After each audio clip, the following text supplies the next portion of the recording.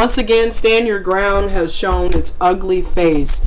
This time, it would happen to hit closer to home for me. I live in Michigan. I live in Flint, Michigan, to be exact.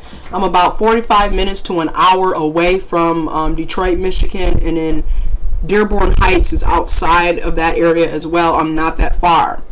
This time, a 19-year-old teenager by the name of Renisha McBride was shot and killed.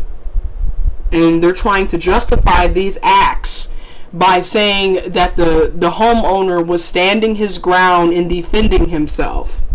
This is no different from when Trayvon Martin was shot and killed last year at the age of 17 while walking back home. And this time, this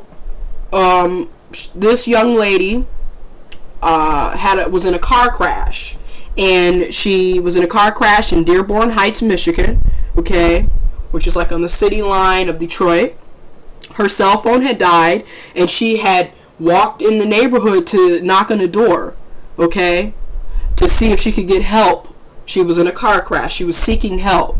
So anyways, while she's knocking on the door in this predominantly white neighborhood, is what we're hearing, the white homeowner decides to open the door and shoot her in the face with a shotgun, and trying to say that it's justifiable because he was defending himself.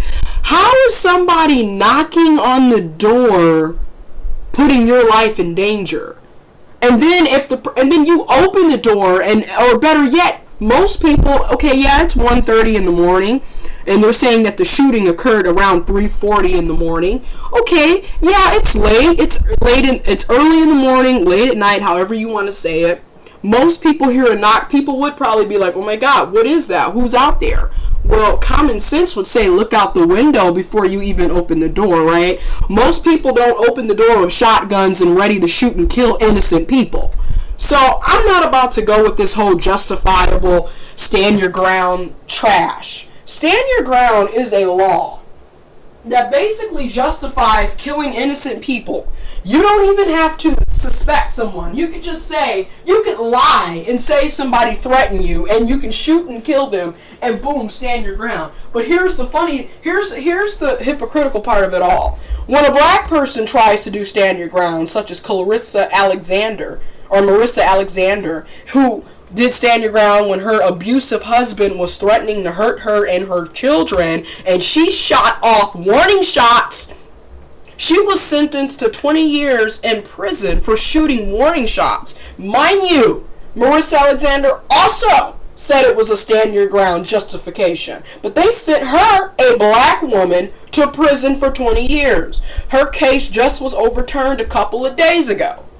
See, stand your ground basically is justification to kill racial minorities. Let's just put it for what it is. Because it doesn't protect anybody else but white people. Because when white people go around shooting and killing innocent black people, stand your ground. But when a black person has to defend themselves and they try to say, stand your ground, they get sentenced to 20 years in prison. So the hypocrisy is right there in your face. And here we are, it hits closer to home. It's an hour away from me. And we've got people being shot and killed because they're trying to seek help after getting in a car crash. This 19-year-old was shot in the face.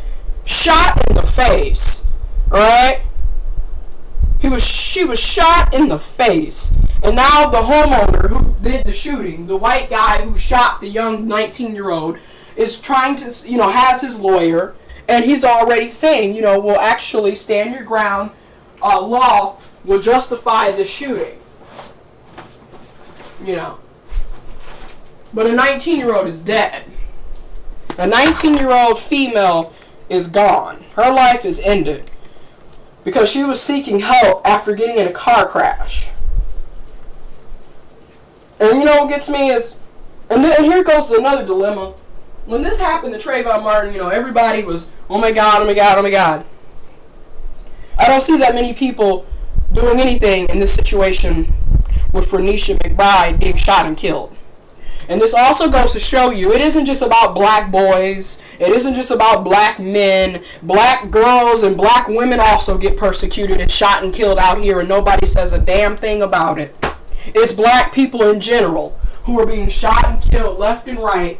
Lives are being taken left and right. Young people are losing their lives left and right. It isn't just about a man or a woman. It's the entire race. It's basically hunting season on black people right now. And then, depending on who news source you're listening to, you're going to hear all these different stories of how people were shot and killed. And then you got people like Fox who want to justify everything. But mind you, if this was a 19-year-old white female, do you really think we would be sitting up here discussing whether or not this man is guilty of killing her? Exactly. Rest in peace, Renisha McBride, 19 years old, shot and killed, trying to seek help after a car crash. Let that resonate in your brain and your mind for a minute. It's time to stand up and fight back for justice and equality. It's time for black people to mobilize and wake up and realize you are target practice, okay? They are out here to kill us. And many of y'all sitting up here worrying about Jay-Z and how he isn't representing black people because he's sticking with Bernie's. And many of you are worrying about what Kanye West is doing with a Confederate flag. Y'all worrying about stuff that doesn't matter. You need to be worried about these young black men and women who are being shot and killed every single day out here from either other black folks or racist white people. Why don't you worry about something like that? Something that's serious. Wake up, people, because it is hunting season on the African American. It is hunting season. They are coming for us. We are targets, and they are practicing target practice with our bodies, with our lives. Time to wake up, people. Rest in peace, Renisha McBride. We will seek justice.